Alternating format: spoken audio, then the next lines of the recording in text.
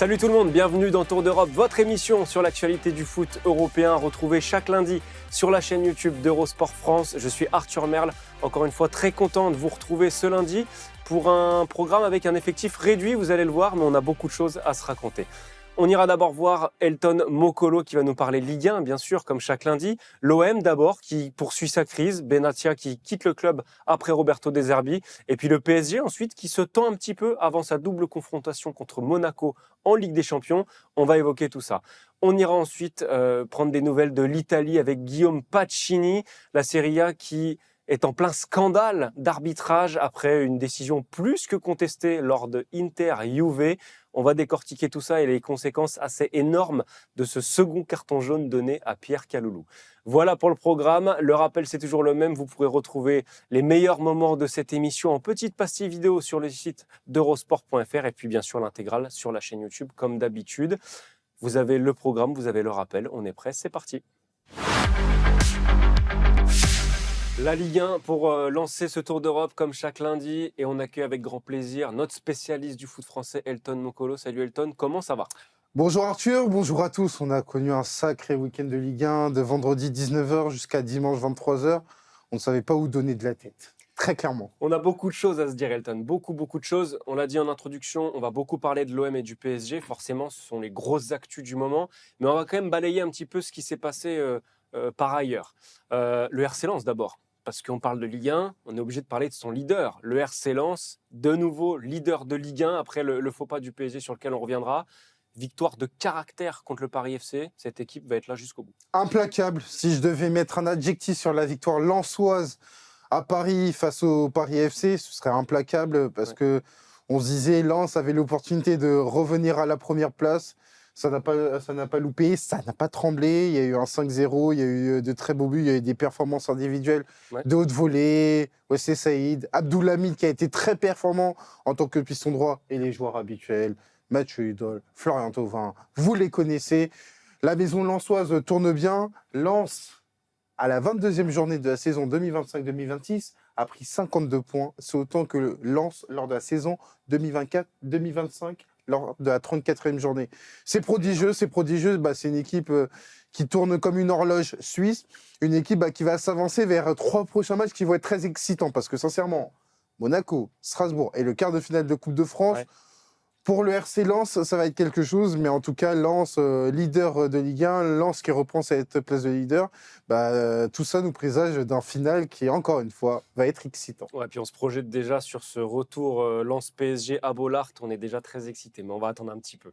Il reste 2 mois, Encore un petit peu de temps, on verra où ils en sont les Lensois à ce moment-là.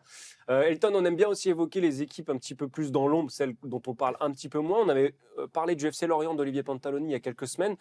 Là, il faut quand même qu'on dise un mot de Le Havre, qui prend beaucoup de points, qui est en train de s'assurer quasiment son maintien, ce qui n'était pas forcément évident en début de saison. C'est un gros boulot de Didier Digard et de ses troupes. On joue comme on s'entraîne comme on est dirigé. Je répète très souvent cette phrase. Et moi, je suis très content pour Le Havre parce qu'on a une équipe alignée, des bureaux jusqu'au terrain, en passant par le staff.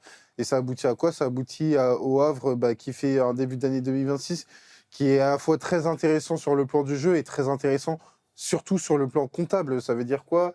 Le Havre, sur les 2 derniers matchs à la maison, c'est des victoires de choix contre Toulouse, contre Strasbourg. Et Le Havre va probablement boucler son maintien. On va dire qu'il manque 5 points pour, entre guillemets, le certifier officiellement.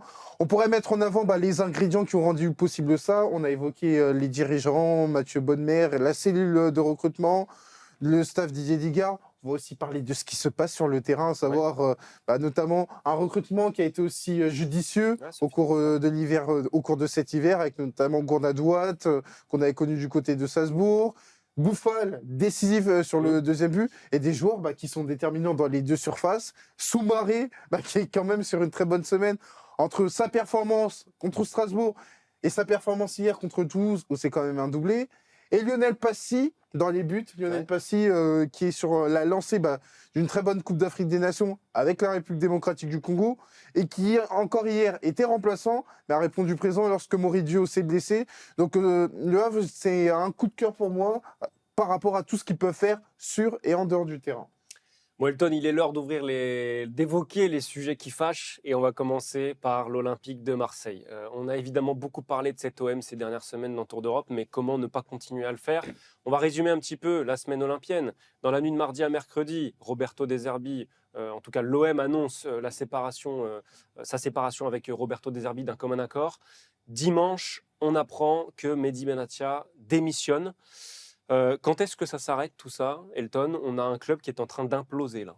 Ah oui, là, on est clairement sur un club qui est en train d'imploser, sur un club qui donne le sentiment de ne pas savoir où il avance, alors que dans l'absolu, Arthur, Marseille est quatrième du championnat, ce qui n'était pas forcément l'objectif de base, mais l'Olympique de Marseille est virtuellement qualifié pour les barrages, enfin pour le troisième tour de Ligue des Champions, et le top 3 n'est absolument pas fini. Marseille est à 2 matchs d'une finale de Coupe de France. Et donc on se dit que tout n'est pas perdu du côté de l'Olympique de Marseille, en dépit de déception, que ce soit en Ligue des Champions, avec la sortie précoce lors de la phase de Ligue, et surtout le classique, où ça perd 5-0, plus grosse défaite de l'histoire du club marseillais lors d'un classique. Et pour autant, tout n'est pas à brûler. Et là, on a un sentiment, clairement, je vais le dire, on a un sentiment d'abandon. Ouais. On a un sentiment d'abandon au moment où c'est le plus compliqué, au moment où justement l'institution, chose qu'on nous a tant répété pendant 1 an et demi, l'institution doit faire corps, doit se serrer les coudes. Et dans un premier temps, De Zerbi est parti. Dans un second temps, Mehdi Benatia a mis à exécution notamment son annonce de démission qui date du 9 février, qu'il a mis à exécution, à travers, pour moi, un communiqué qui, sincèrement, est très lunaire. Lunaire parce qu'il est question de quoi? Il est question d'une communication via son réseau personnel, sur un réseau social, alors que quand tu es directeur du football, quand tu as mis en avant l'institution, la logique aurait voulu que ce communiqué soit sur un site officiel de l'Olympique de Marseille ou sur les réseaux sociaux du club olympien.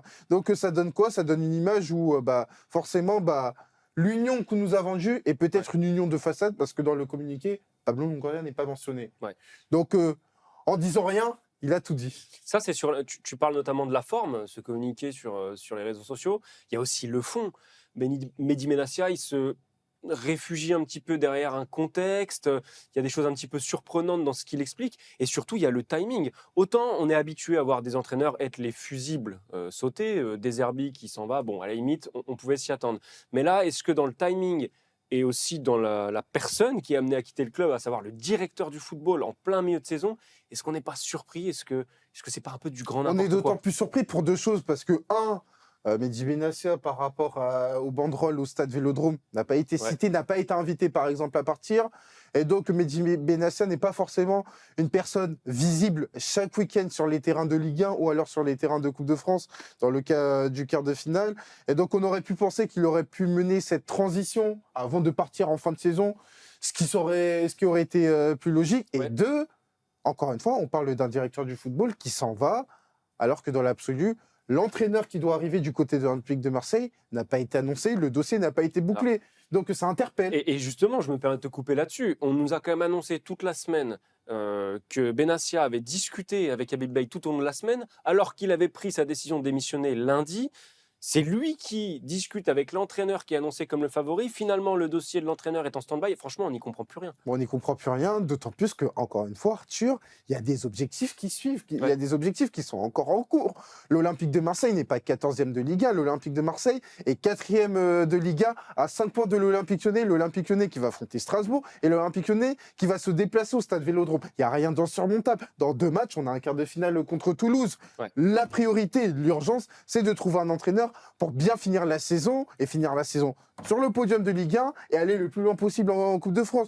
Donc là, on a le sentiment de OK, on part, mais on n'a pas forcément pensé à la suite.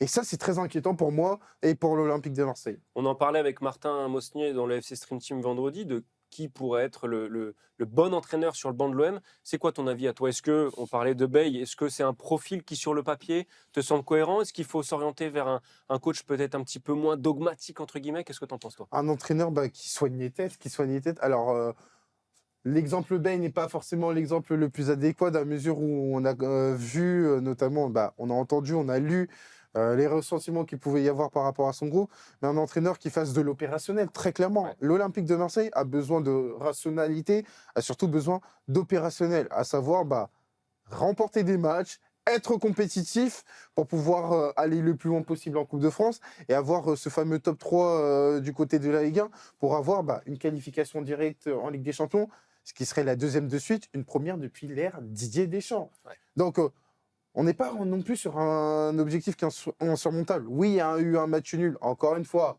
rocambolesque contre Strasbourg. On n'a même pas parlé de ce match. On a eu un match nul rocambolesque contre Strasbourg, mais enfin...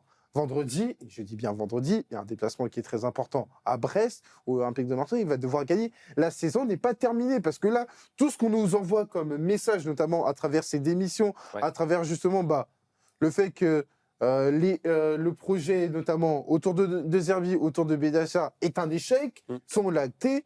Mais enfin, la saison 2025-2026 n'est pas un échec.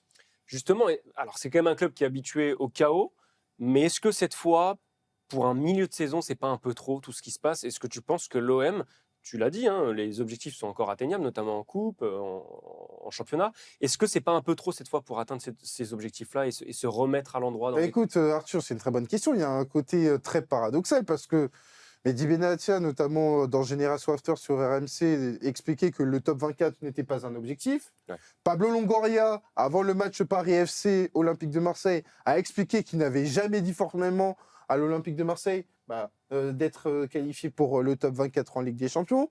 Et donc, on nous dit tout ça de manière, entre guillemets, à baisser notamment les attentes.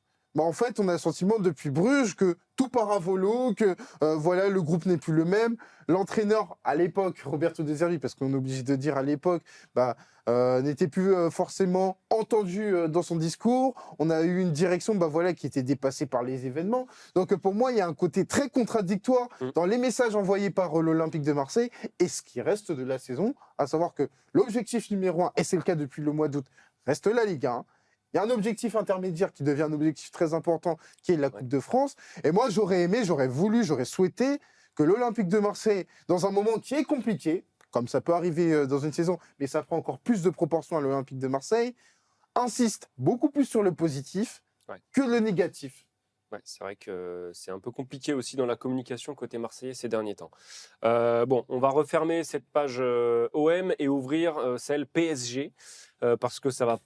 Alors, on n'est pas dans cet état-là au PSG non plus, mais ça ne va pas forcément très fort non plus. Défaite 3-1 face à Rennes, vendredi soir. Avant d'aller plus loin dans l'analyse, qu'est-ce que tu as pensé de ce match entre les deux équipes? Un match à plusieurs lectures, un match qui a été remporté par Rennes de manière efficace. Rennes a eu le mérite justement d'attaquer, a eu le mérite sur les opportunités qu'ils ont pu avoir, justement d'aller titiller, d'aller challenger le PSG, en sachant que le PSG est un peu plus inconstant et même inconstant sur le début d'année 2026 avec des sorties de route qui deviennent trop fréquentes. Alors oui, le PSG a quand même eu beaucoup d'occasions. J'en veux pour preuve l'action de Désiré Doué à 0-0. J'en veux pour preuve l'action, ou plutôt le raté d'Ousmane Dembélé à 1-0 pour Rennes. J'en veux pour preuve notamment le raté de Gonzalo Ramos à 2-1. Paris a eu des occasions pour revenir dans cette rencontre. Il a manqué clairement une efficacité dans les deux surfaces où on a vu de la fébrilité sur la surface rennaise où il y a eu énormément d'actions ratées et sur la propre surface parisienne où tu as des joueurs qui ont flanché, que ce soit Nuno Mendes, que ce soit Zabarni qui est passé à côté ou un Pacho. Donc du côté du PSG, c'est une défaite qui est quand même problématique parce qu'elle a une double conséquence. Troisième défaite pour le PSG, c'est la première fois que le PSG, version Luis Enrique, a 3 défaites dans un championnat de Ligue 1 depuis l'arrivée de l'entraîneur asturien. Et la deuxième conséquence, celle qui est un peu plus importante, le PSG redevient deuxième du championnat en Ligue 1 avec cette idée de se dire est-ce que 2017, 2021 vont avoir un petit frère? On va suivre ça avec beaucoup d'attention, effectivement. Tu parlais des défaites parisiennes un peu trop fréquentes cette saison. C'est la 6e de la saison. Et là, ça fait 3 défaites, toutes compétitions confondues, depuis le 12 janvier. On a souvent parlé du fait que Paris s'était mis en route un petit peu plus tard la saison dernière. En tout cas, avait attendu le début d'année pour se mettre en route. Sauf que sur la même période la saison dernière, il y a 9 victoires et un match nul entre le 12 janvier et le 13 février. C'est-à-dire que c'est une équipe qui avait trouvé son rythme de croisière. Est-ce que ça veut dire que là, finalement, le PSG est en retard sur ses temps de passage et qu'il commence à y avoir un début d'urgence si on veut atteindre les vrais objectifs Ah oui, mais clairement, le PSG est en retard sur ses temps de passage, que ce soit notamment sur l'aspect comptable, tu as évoqué les victoires, mais aussi par rapport à l'expression collective. Moi, je n'ai pas l'équivalent d'un PSG Manchester City en 2026. Je n'ai pas l'équivalent d'un PSG Monaco à Doha lors du Trophée des Champions. Je n'ai pas l'équivalent d'un PSG Monaco au Parc des Princes. Je n'ai pas l'équivalent d'un Rennes PSG l'année dernière où c'était bien plus abouti en termes d'expression collective. Aujourd'hui, on est obligé de le dire, il y a un monde d'écart entre le PSG 2024-2025 et le PSG 2025-2026 en termes de rendu collectif. Ça n'interdit pas le PSG 2025-2026 de pouvoir, entre guillemets, remporter ce titre de champion de France et aller le plus loin possible en Ligue des Champions. Mais toujours est-il qu'aujourd'hui, il y a un constat alarmiste à tenir. Et le constat alarmiste n'est pas tenu par les fameux journalistes. Ouais. Il est tenu par le Ballon d'Or en titre, notamment Ousmane Dembélé qui a dit, bon, à ce rythme-là, le PSG pourrait faire face à d'éventuels déconvenus et qu'aujourd'hui, l'heure est à la mobilisation parce que va arriver un 8e de finale contre Monaco qui est un peu plus complexe qu'on veut bien le dire, à savoir que Monaco, on peut dire ce qu'on veut, notamment sur l'irrégularité en Ligue 1. Toujours est-il que Monaco, en Ligue des Champions, à domicile, est invaincu et que le PSG a laissé entrevoir en Ligue des Champions des failles, comme un match face au Sporting où il y a eu ce manque de réalisme et le Sporting en a profité. Moi, je n'écarte pas l'idée de voir Monaco gagner dès le match aller. Ouais, on va en parler juste après de cette double confrontation à venir. D'abord, je voudrais rebondir sur ce que tu disais de Dembélé, ses déclarations. Forcément, on sent une petite tension qu'on n'avait pas sentie depuis très longtemps sous les ordres de Luis Enrique. Déjà, qu'est-ce que tu as pensé de cette déclaration de Dembélé et de la réaction de Luis Enrique derrière? Et est-ce que tu penses que ça peut avoir un petit peu des conséquences dans la vie de groupe? Tout le monde a raison, personne n'a tort. Moi, c'est comme ça que je l'ai résumé, parce que pour moi, Luis Enrique est dans son rôle, à savoir que il doit siffler la fin de la récré, parce que si Luis Enrique ne dit rien, c'est la porte ouverte à l'anarchie, et lui, il doit se montrer ferme.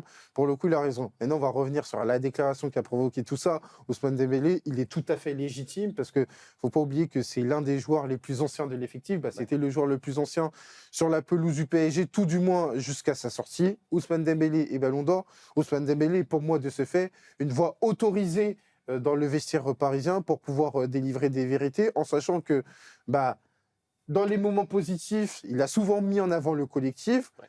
Dans les moments un peu plus compliqués, et là un peu plus compliqué, le PSG reste 2e de Ligue 1, même si ce n'est pas forcément l'objectif premier du PSG, il doit tirer la sonnette d'alarme. Comme Vitinha a tiré, pas la sonnette d'alarme, mais a averti notamment le collectif en zone mixte, en se disant que attention, il pourrait y avoir des déceptions pour le PSG et qu'aujourd'hui, il y a un devoir, il y a même un discours de responsabilité à avoir pour que le PSG, sur cette semaine qui va venir et même sur les prochains matchs, soit beaucoup plus performant et beaucoup plus, entre guillemets, dans l'idée d'un collectif qui va être fort. Parce que l'histoire du PSG 2024-2025, c'est l'histoire d'un PSG où le « nous » était plus important que le « je ». Il ne faudrait pas l'oublier. Parlons donc, pour finir, de ces 2 matchs à venir contre Monaco. On se souvient des larges victoires face à Brest la saison dernière en barrage. Là, on est tenté de penser que ça ne va pas être aussi simple pour Paris. On a évoqué pourquoi côté parisien, mais parlons de Monaco. Équipe qui n'a pas perdu contre la Juve, Tottenham, Manchester City. Alors, il y a eu cette grosse gifle reçue face au Real Madrid, mais c'est une équipe qui est capable, et elle l'a prouvé notamment en Ligue 1 contre le PSG, de faire mal sur des matchs comme ça. Oui, tu as tout à fait raison, Arthur. C'est l'une des premières équipes qui, lors de la saison 2025-2026, a, entre guillemets, montré la voie sur comment battre le PSG avec la manière. Rappelons que Luis Enrique avait parlé d'un non-match suite à la défaite du PSG contre Monaco. Il avait été sévère, critique envers les joueurs, précisément parce que Monaco avait montré de très bonnes choses, avait notamment montré sur le volet athlétique, sur cette capacité à harceler notamment les Parisiens, que en fait le PSG pouvait être beaucoup plus fragile que prévu. Et donc Monaco, je me dis que même s'il y a une période qui forcément c'est une période qui reste insuffisante au regard du classement, sur la dynamique récente, j'ai le sentiment que le match contre la Juve, qui a validé le passage en barrage, a quand même fait du bien dans les têtes, et j'ai le sentiment que le profil de certains joueurs est le profil le plus à même à faire mal justement aux joueurs parisiens, des joueurs qui sont dans l'intensité, à l'instar de ce qu'a montré Rennes, avec des joueurs comme Lamine Camara, comme Zakaria, comme Crépin Diatta, comme Golovin, comme Adingra qui a été très performant contre Nantes. Et donc moi j'ai envie de voir Monaco version Ligue des Champions à domicile. Qu'est-ce que ça peut donner, en sachant que pour moi Monaco peut gagner ce match aller. On a tous très envie de voir ce que ça va donner. Il y aura peut-être plus de suspense que ce qu'on aurait imaginé au moment du tirage. Alors évidemment, petit disclaimer, si le PSG venait à gagner largement, cette vidéo sera supprimée. Évidemment, mais bien sûr, comme à chaque fois. Merci beaucoup Elton en tout cas pour cette analyse très détaillée sur Paris, sur Marseille, deux équipes dont on va un tout petit peu reparler, je pense, dans les semaines à venir dans le Tour d'Europe. On va te laisser là Elton, merci encore. Et puis on va rejoindre Guillaume pour parler notamment arbitrage en Serie A. Allez, on enchaîne avec la Serie A et on accueille la classe à l'italienne en personne. Guillaume Pacini, comment ça va Guillaume ? Écoute, ça va Arthur. Je dois t'avouer que jusqu'ici, jusqu'à ce week-end, j'étais en mode olympique, avec l'esprit olympique.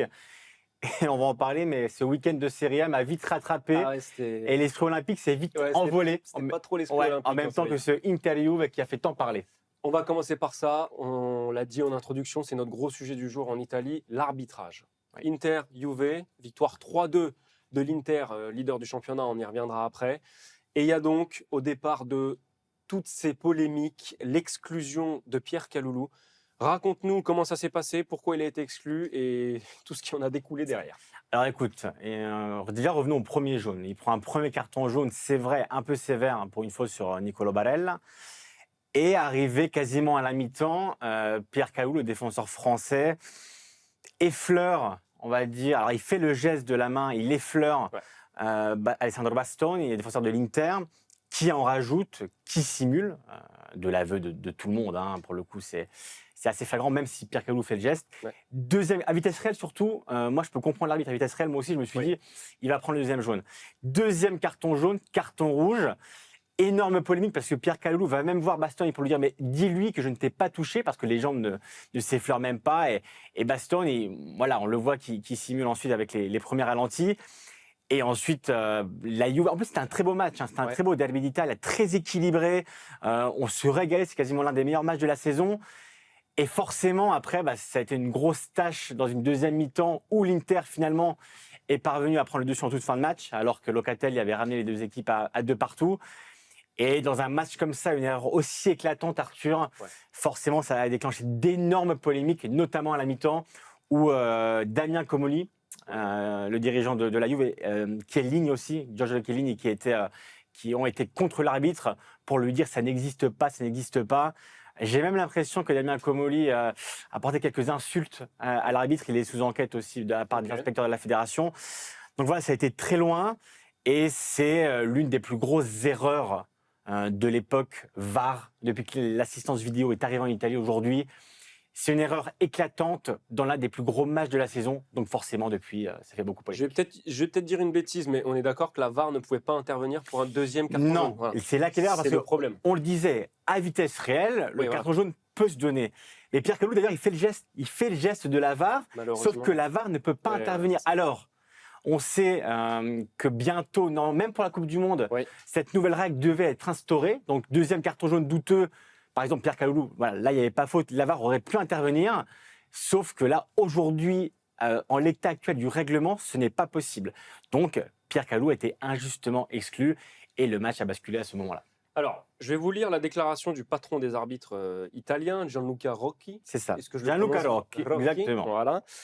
Nous sommes désolés pour cet épisode. La décision de l'arbitre est clairement erronée. L'arbitre est mortifié et nous lui restons proches, mais il n'est pas le seul à avoir fait une erreur. Bastoni a clairement fait une simulation, la dernière d'une longue série dans un championnat dans lequel ils essayent de nous avoir par tous les moyens. Alors, dans cette déclaration, on a un petit peu tout ce qui a posé problème ensuite, à savoir le niveau de l'arbitrage, à savoir on pointe Bastoni du doigt, et alors ça a un petit peu dérapé dans la foulée de ce match. Explique-nous, parce que je crois que ça a pris aussi des dimensions politiques cette affaire, explique-nous jusqu'où c'est allé. Alors, si tu as une 30 minutes, Arthur, je peux tout expliquer, mais on va condenser. Alors, la première chose à savoir, c'est que la Juve, on l'a dit, via ses dirigeants, Giorgio Chiellini et Damien Comoli, sont intervenus en conférence de presse après le match. Donc, les joueurs n'ont pas parlé. Luciano Spalletti, l'entraîneur, n'a pas parlé. Donc, c'est les dirigeants qui ont parlé. Giorgio Chiellini a dit c'est pas du foot, en disant il faut faire quelque chose pour que ça s'arrête. On sait que le lendemain, John Elkann, le grand patron de la Juve et a appelé le président de la FIGC, donc la fédération italienne, Gabriele Gravina, pour se plaindre des erreurs d'arbitrage envers la Juve et de ces dernières journées, et même de cette saison, où c'est vrai que la Juve, surtout les dernières journées, a été assez pénalisée par les erreurs. Donc voilà, c'est monté très haut. Ouais. Le côté politique, on a Enrico Letta, ancien Premier ministre italien, qui sur les réseaux sociaux, sur X, a dit Bastoni ne doit plus être convoqué en sélection italienne. Carrément. On a le président du Sénat qui a réagi, c'est un grand supporter de l'Inter, on le sait, La Russa, qui lui a dit non mais n'importe quoi, on a subi des années où la Juve, entre guillemets, voilà, on le sait, Calciopoli à l'époque de 2006, en gros c'est pas la Juve qui va nous faire la leçon, donc ça a pris des dimensions évidemment politiques, et ensuite, et là c'est plus triste, c'est les réseaux sociaux où Alessandro Bastoni et sa femme ont été prises à partie, beaucoup d'insultes, des menaces de mort, les contraignant à bloquer les commentaires. Donc voilà, c'est un épisode qui va rester dans la saison, parce qu'encore une fois, c'est un gros match. C'est une erreur aussi qui permet à l'Inter de prendre de l'avance, parce que l'AC Milan est deuxième, à 8 points de retard avant le match contre Como mercredi, qui est le match en retard, où l'AC Milan peut revenir à 5 points. Mais c'est vrai que c'est quasiment l'impression la victoire qui peut les emmener jusqu'au titre. Et il y a tellement de rivalité entre l'Inter et la Juve que, en fait, ça a exacerbé toutes ces polémiques. Ouais. Et surtout, on a parlé de Gianluca Locchi, qui est appelé officieusement au départ aussi par la Juve et qui aimerait bien un autre arbitre, Daniele Orsato, qui a arrêté il n'y a pas longtemps sa carrière, arbitre international. Et donc voilà, ça part dans tous les sens et c'est une polémique qui est vraiment énorme. En période olympique où l'esprit s'est vite envolé. Ouais, polémique énorme qui va au-delà de cette rencontre, j'imagine. En tout cas, on a l'impression qu'il y a un problème plus global de l'arbitrage italien cette saison. On a même vu une autre image assez hallucinante dans le week-end où personne n'a encore compris pourquoi Gift Orban, l'ancien Lyonnais, s'est fait exclure. À Parme, c'est un problème encore plus global. C'est une saison cataclysmique. Okay. Honnêtement, c'est la pire saison des arbitres italiens depuis l'introduction de l'assistance vidéo. On a l'impression qu'il y a des erreurs à chaque journée, beaucoup de polémiques. Tous les clubs se sont plaints à un moment de manière officielle ou de manière officieuse, en envoyant des courriers à la fédération. Il y a une demande aussi de professionnalisation des arbitres avec une nouvelle structure d'élite qui serait, on va dire, indépendante aujourd'hui de l'AIA. L'AIA, c'est vraiment l'association des arbitres italiennes officielle et une volonté un peu de privatiser tout ça en donnant aux arbitres les moyens de se mentaliser aussi, d'avoir des préparateurs. Donc, il y a vraiment une grosse réforme aussi qui se prépare. Mais voilà, on est vraiment sur une saison très compliquée pour les arbitres italiens. Alors après, Arthur, l'Italie, c'est le pays des polémiques. On adore ça. Les polémiques, il y en a tout le temps. Mais il faut avouer que pour lire toute la presse quasiment quotidiennement, tout le monde s'accorde à dire qu'il y a un vrai problème parce qu'il y a aussi un règlement, un protocole. On en a parlé avant avec le deuxième carton jaune. Où, par exemple, Gianluca Locchi qui se plaint, entre guillemets, de la simulation de Bastoni. Et le problème, c'est qu'il n'y a rien pour corriger ça. Ouais. La VAR ne peut pas intervenir. Il appelle, certes, les joueurs à leur responsabilité, mais les simulations, ça existe depuis la nuit des temps. Donc, ce n'est pas aujourd'hui. Ça fait partie du foot italien. Ça fait partie du foot italien, et pas que. Mais en tout cas, oui, il y a des problèmes de règlement, de protocole, d'arbitre. Et c'est pas aux joueurs de s'adapter à ça. Évidemment que le Bastoni a un comportement qui est pas dans l'esprit ni du football ni olympique en ce moment. Mais c'est pas nouveau les simulations. Donc il y a vraiment une grosse réforme à faire de règlement, de vidéos et des arbitres, parce qu'aujourd'hui vraiment, je le répète, la saison de l'arbitrage italien est très compliquée. Allez voir sur Eurosport.fr, on avait parlé récemment autour d'un gros papier où on avait parlé notamment de la Lazio qui s'était plaint des arbitres italiens de manière officielle, là encore. Donc voilà, les entraîneurs, Antonio Conte, Gasperini à la Roma, tout le monde s'est plaint au moment des arbitres. Donc il y a vraiment quelque chose à faire, mais on va dire que cette erreur-là, c'est une tâche énorme dans la saison de Serie A. Ouais. Et encore une fois, je le répète, c'est l'une des plus grosses erreurs des dernières années. Et quand c'est Inter-Juve, le derby d'Italie, forcément, ça résonne beaucoup plus en Italie. Et ça résonne parce que, tu l'as dit aussi, ça peut avoir une énorme influence sur la course au titre. Tu l'as rappelé, 8 points d'avance provisoirement avec un match en retard pour l'AC Milan qui est deuxième, mais 11 points d'avance sur le troisième pour l'Inter. Est-ce qu'on est face à une équipe, et là on va sortir du côté arbitrage et reparler un peu terrain, qui file tout droit vers le titre, ou est-ce que tu penses que l'AC Milan peut aller moyen de rester dans la course jusqu'au bout. Ça va être compliqué parce qu'imagine, l'Inter ne gagnait pas samedi contre la Juve et Milan gagne contre Como. Milan aurait pu revenir quasiment à 3 points. Donc, il y a le derby le 8 mars prochain. Donc, tout est encore jouable.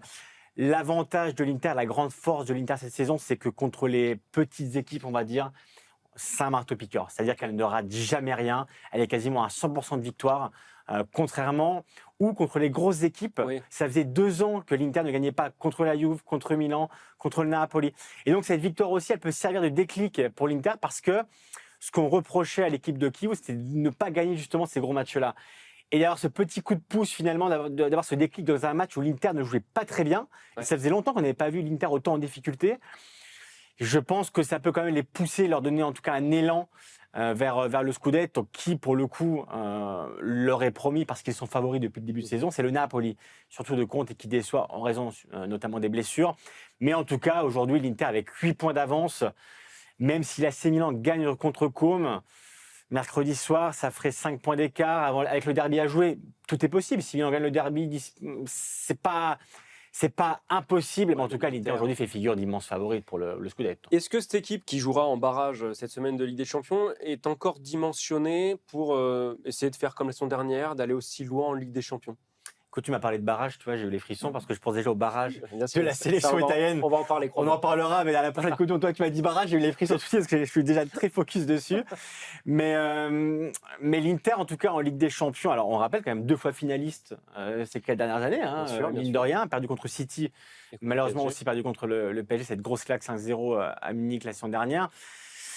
L'Inter, cette saison, en Ligue des Champions, c'est un peu plus compliqué. À un moment, elle était dans le top 8. On espérait jusqu'au bout. Elle gagnait à Dortmund. À un moment, elle y était dans le top 8. Donc, ça me semble un peu plus compliqué. On a vu contre Arsenal, où il y avait quand même un écart de niveau. Contre Liverpool, où l'Inter a perdu. Contre l'Atlético aussi, où vous avez perdu à Madrid. Donc, on a l'impression que cette saison, l'Inter est un peu moins armée, peut-être, pour aller au bout en Ligue des Champions. Mais en tout cas, c'est une équipe dont il faut toujours se méfier, parce que devant, elle a corrigé ses défauts, où la saison dernière, tu avais des joueurs comme Taremi, Arnautovic qui avait beaucoup de difficultés. Aujourd'hui, tu as Pio Esposito qui a marqué contre la Juve. Tu as le Français Antoine Boni qui est très très bon. On pourra en parler dans le Tour d'Europe. Avec plaisir. De Boni qui est en équipe de France aussi, pourquoi pas, pour avoir son mot à dire. Donc l'Inter, j'ai dit pourquoi pas. J'ai dit pourquoi pas pour l'instant, je le passe comme ça. Mais en tout cas, non, l'Inter, en Ligue des Champions, ça me paraît un peu plus compliqué cette saison. 3 finales, ce serait énorme si l'Inter avait encore allé au bout. Je pense que l'Inter quand même va rester focus sur le titre en Serie A parce que la saison dernière, elle s'est prise au jeu de jouer sur toutes les compétitions, Coupe d'Italie, Scudetto, Ligue des Champions. Elle a perdu les 3 sur le fil, mais elle a perdu les 3. De ce que je comprends quand même, au sein du club, il y a quand même cette grande volonté de gagner le titre en Serie A. D'accord. Et évidemment, si l'Inter peut aller plus loin en Ligue des Champions, elle ira, mais le focus quand même, me paraît plus sur la saison en Serie A aujourd'hui. Guillaume, on va terminer en parlant du voisin milanais. Oui. On a brièvement évoqué l'AC Milan, principal concurrent désormais pour le titre de l'Inter, mais on va parler d'un joueur en particulier, Luka Modric, buteur à 40 ans. C'était vendredi, si je dis pas de bêtises. C'était vendredi soir à Pise, oui. Raconte-nous cette aventure de Modric au Milan, parce qu'on n'en croit presque pas nos yeux de le voir encore à un tel niveau, en fait. 40 ans, il est devenu le 3e marqueur le plus âgé de l'histoire de la Serie A, derrière Zlatan et Costa Curta, d'ailleurs 2 anciens Milanais. Zlatan avait 41 ans quand il a marqué son dernier but en Serie A. Mais c'est vrai que Modric, là encore, on avait parlé sur Eurosport.fr, c'est un joueur qui aujourd'hui joue quasiment tous les matchs parce que aussi l'AC Milan a cet avantage de faire qu'une rencontre par semaine parce que non qualifié en Coupe d'Europe. Et Modric, de ce qu'on me raconte même en interne, c'est beaucoup de rhétorique évidemment parce qu'on en a entendu des qualificatifs sur Modric, mais de ce que disent les joueurs, de ce que dit l'entraîneur, c'est un joueur qui est incroyable d'humilité, d'exemplarité dans ce qu'il apporte, dans son expérience, dans l'hygiène de vie, dans son alimentation. Les joueurs en parlent de quelqu'un de très timide, il n'ose même pas. Alors, on parle quand même d'un ballon d'or, d'un joueur qui a tout gagné dans sa carrière. Et c'est un joueur exceptionnel qui a marqué son 2e but de la saison après celui contre Bologne. C'est un joueur exceptionnel, d'un niveau remarquable. Alors, je pense que la Serie A lui colle bien aussi parce que tu sais, en Serie A, on aime bien les joueurs, on va dire, un peu plus âgés. Donc, vétérans, bien sûr. Les vétérans, on a l'habitude. Donc voilà, je pense que Modric aussi s'est habitué au rythme de la Serie A. Je l'ai dit, une fois par semaine, c'est aussi pratique pour lui. Mais voilà, dans le contenu des matchs, c'est pas seulement quelqu'un d'expérience, c'est quelqu'un qui apporte de la grinta, qui apporte du cœur, qui sert d'exemple pour tout le monde. Et Samuel Eric, haut milieu de terrain de l'AC Milan, l'a dit après le match, il a dit mais quand on le voit à l'entraînement, qu'il arrive le premier, qu'il va parler dernier, encore une fois, c'est beaucoup de rhétorique, mais c'est vrai. C'est ce qu'on me raconte au club, c'est quelqu'un qui ne s'arrête jamais, qui a toujours faim. La vraie question, Arthur, aujourd'hui, c'est est-ce que Luka Modric va rester une saison de plus parce qu'il est en fin de contrat en juin? Oui, il avait signé une seule saison. Il a signé une seule saison. Okay. Alors, ce qu'on dit au club, c'est lui qui décide. Okay. C'est-à-dire que alors le club veut le garder parce qu'il n'y avait pas d'option ou de. Il n'y a pas d'option. Il a signé 1 an. Il a un salaire d'ailleurs qui, pour un joueur de son calibre, n'est pas exceptionnel. Okay. Mais c'est lui qui a les clés en main. C'est-à-dire que si Modric dit « moi j'arrête, je prends ma retraite » ou « je pars ailleurs dans une destination plus exotique », il aura le droit. Et si Modric dit « moi je resterai bien une saison de plus », l'AC Milan lui donnera un contrat tout de suite. Donc c'est lui qui a les cartes en main. Allegri l'avait confirmé il y a 15 jours, il me semble, en conférence de presse. Mais en tout cas, le club a envie de le garder parce qu'il sert aussi de locomotive pour les autres joueurs du milieu de terrain qui sont assez jeunes et qui se servent aussi de son expérience pour progresser de manière individuelle. Donc voilà, à la base, je dois t'avouer, Arthur, j'avais prévu de faire que du Luka Modric aujourd'hui. Malheureusement, en Italie, l'actualité nous a rattrapés. Mais en tout cas, voilà, on pourra en parler peut-être plus en profondeur plus tard dans la saison. Mais Luka Modric, joueur exceptionnel, et on en prend plein les yeux chaque week-end en Italie. C'est dément à son âge. On va terminer sur ces belles paroles, Guillaume. Merci beaucoup. Dans un esprit plus olympique, bien sûr, voilà, quand ça, même. Voilà. Terminons de manière. Là, il y a de la poésie. Voilà, ça, c'est les JO. Voilà. Quand même. C'est ce qu'on aime. Merci à toi, Guillaume. Merci à vous toutes et tous de nous suivre chaque semaine sur la chaîne YouTube d'Eurosport France. Continuez à mettre des petits commentaires, à partager l'émission. On est toujours preneurs, ça nous aide beaucoup. Pour rappel, vous aurez les meilleurs moments de l'émission en petite pastille vidéo sur eurosport.fr. On vous souhaite une excellente semaine. Continuez de suivre les JO aussi. On en a beaucoup parlé avec Guillaume, mais continuez de les suivre sur HBO Max, sur Eurosport. Et nous, on se retrouve lundi prochain pour un nouveau Tour d'Europe. Bonne semaine à tous.